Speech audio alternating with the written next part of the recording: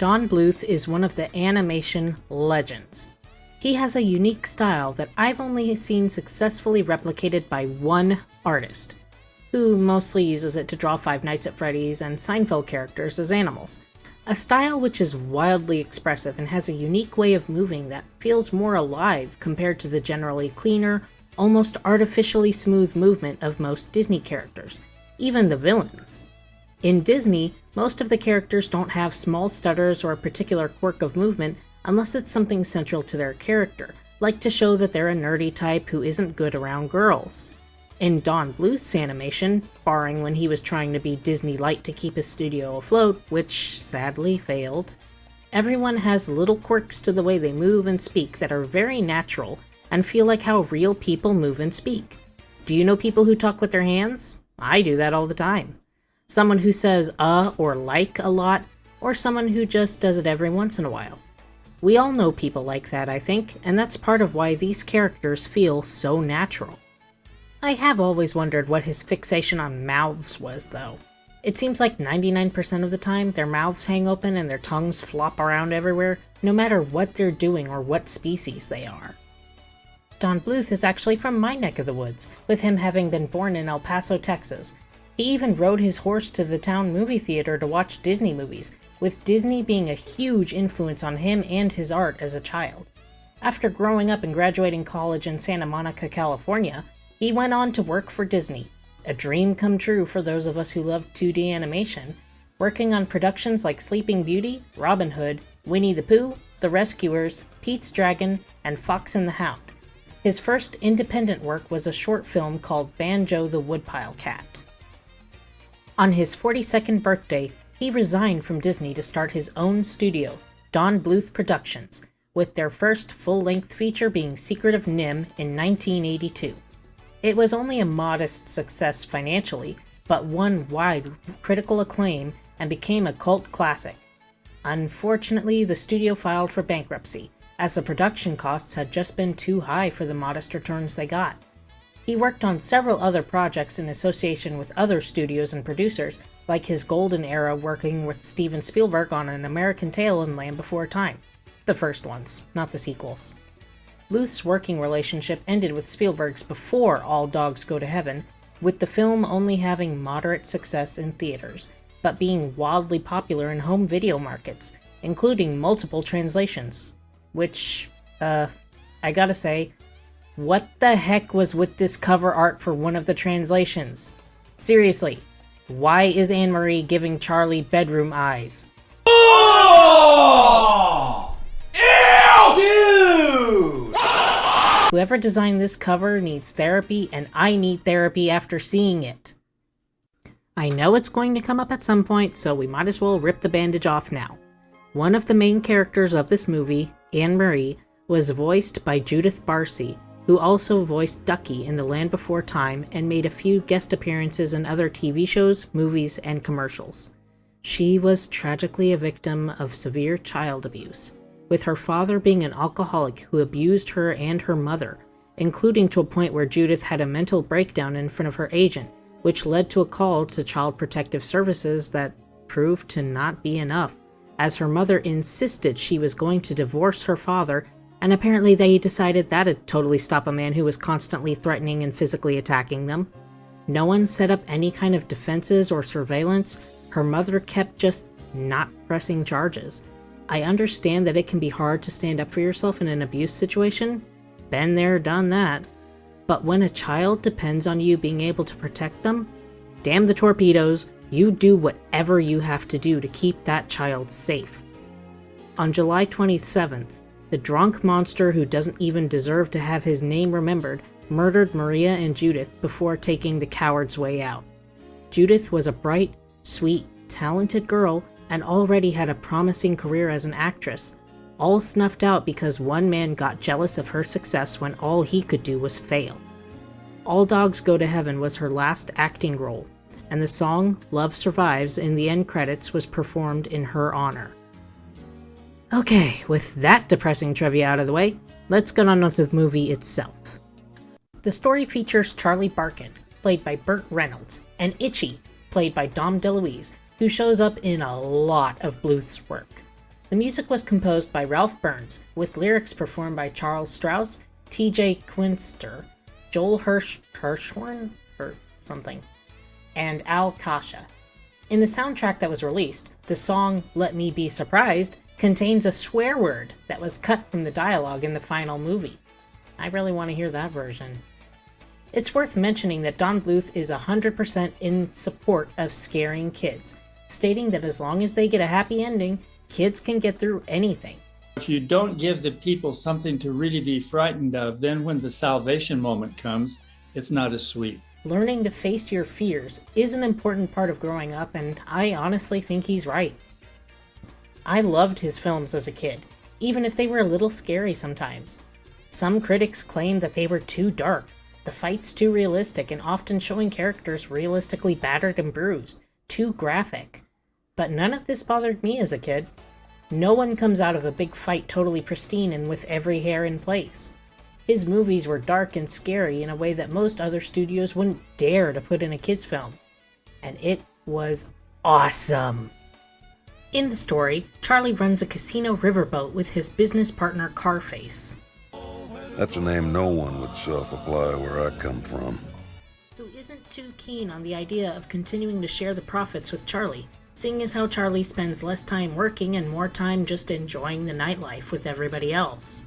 We don't get a confirmation of how, but somehow Carface was able to get Charlie and his best friend Itchy sent to the pound, where they escaped from in the opening scene, and dang, what is this, Alcatraz?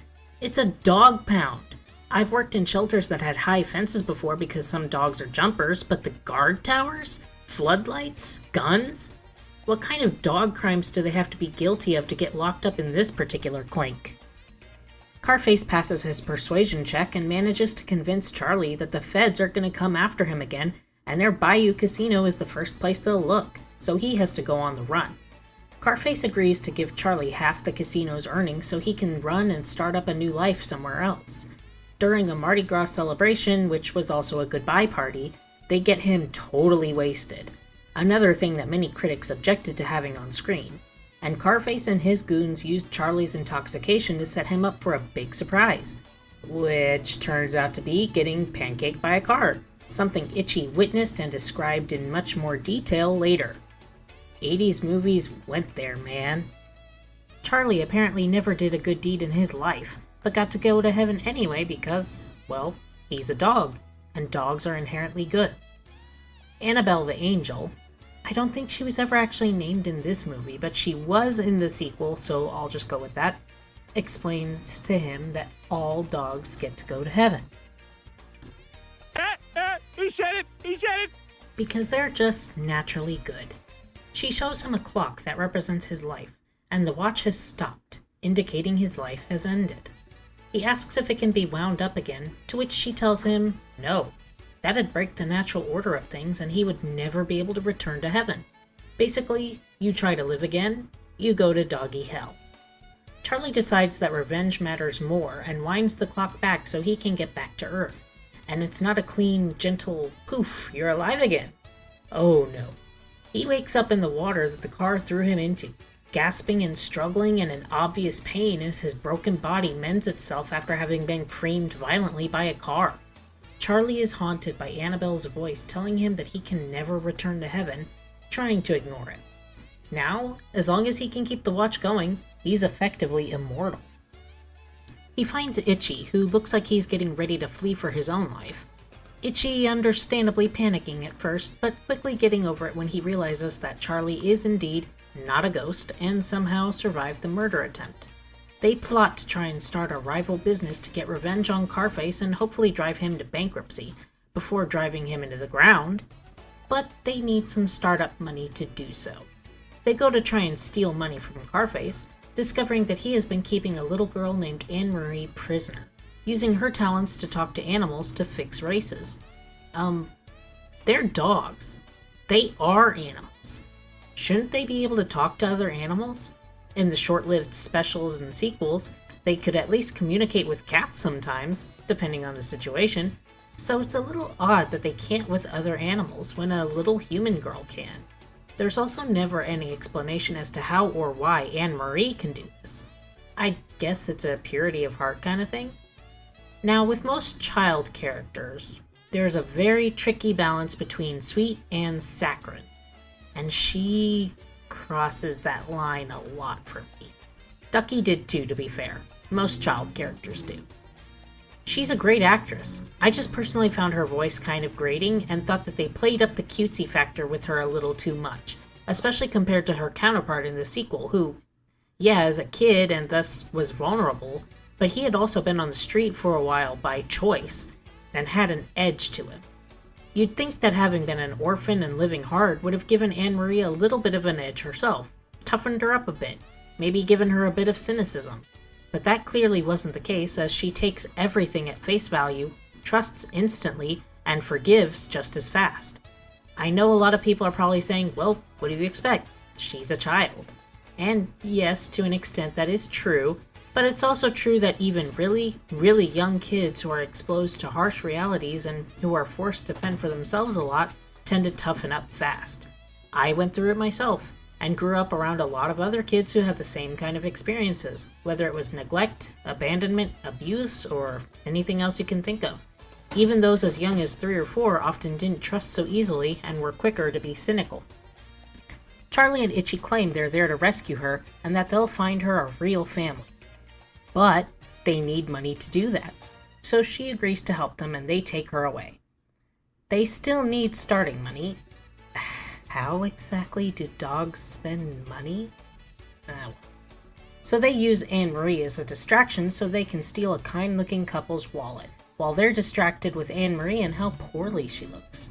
Charlie uses this money to place bets on horse races, using Anne-Marie in disguise to place the bets and collect the winnings, and to talk to the horses to figure out who's going to win.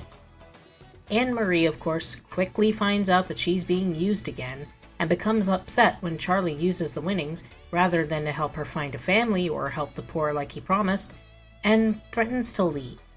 He persuades her to stay by promising again to help the poor, which he does by buying pizza for some poor church puppies and their caretaker. Anne-Marie finds out about Charlie stealing the wallet, however, and runs off to return it to the couple, who let her stay the night there and give her waffles and find out that she's an orphan and lives on the streets. The couple are obviously concerned and step away to talk, with clear leads that they really want to adopt her. Charlie can't lose his moneymaker, so he tricks Anne-Marie into leaving with him, narrowly escaping an attack by Carface and his gangly sidekick killer with a laser gun?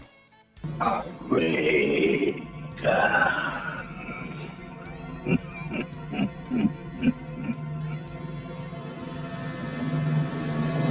Oh, ray gun. My mistake. Where the heck did dogs get that? We don't even have those today!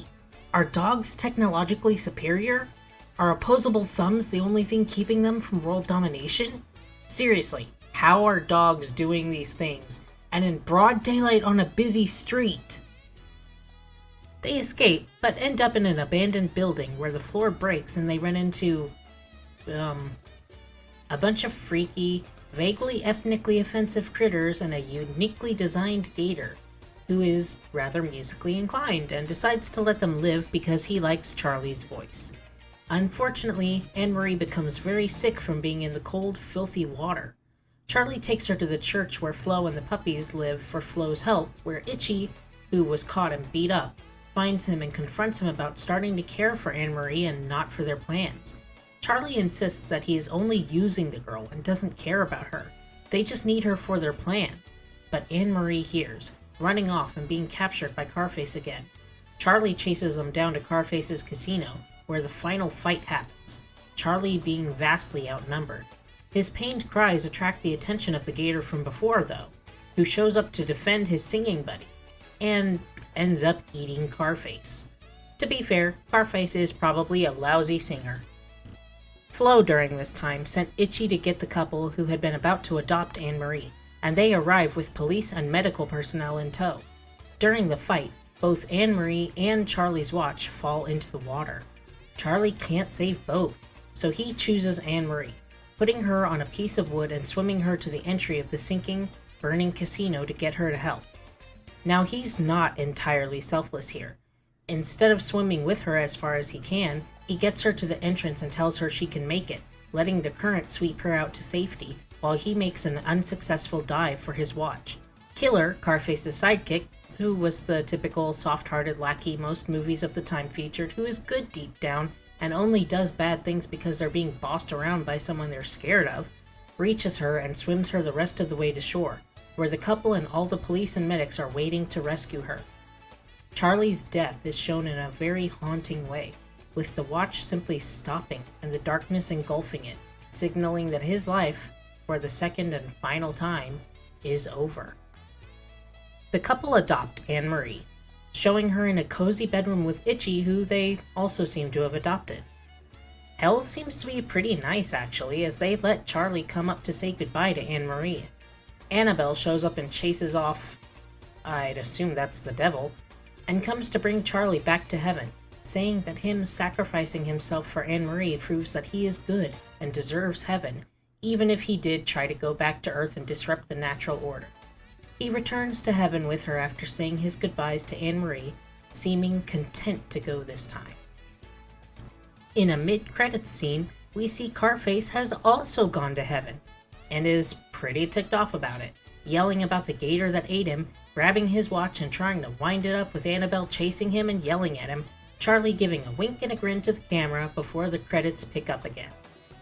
This movie had some dark moments, some beautiful moments, some downright weird moments, and they were all pretty amazing, even if they sometimes felt out of place or didn't flow all that well, like the famous big-lipped alligator moment. Big-lipped alligator moment! When given free rein, Don Bluth is a master at telling a story and creating beautiful, often unsettling visuals. It's sad that his works didn't make the kind of compensation they needed for him to have the same kind of pull as a studio like Disney. I'd love to see what he could do if he had those kind of resources. I heard a while back that he had plans to make a Dragon's Lair movie, but not much seems to have come of that yet, though. Fingers crossed. All Dogs Go to Heaven has lots of different themes in it. Loss, pain, greed, redemption, and forgiveness, to name a few. The movie had a bit of a hard time getting off the ground with how the studio moved and Judith's death a year before the movie was released.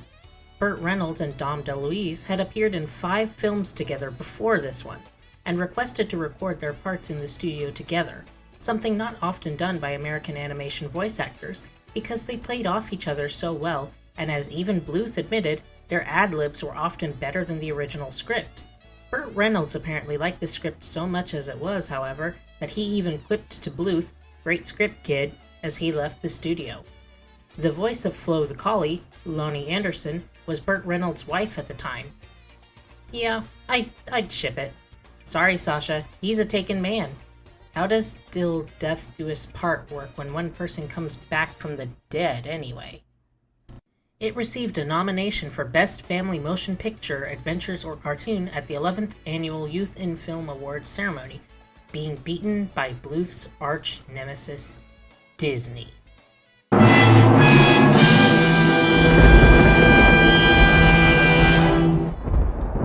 I honestly agree with Don Bluth's idea that kids can handle just about anything if there's a happy ending.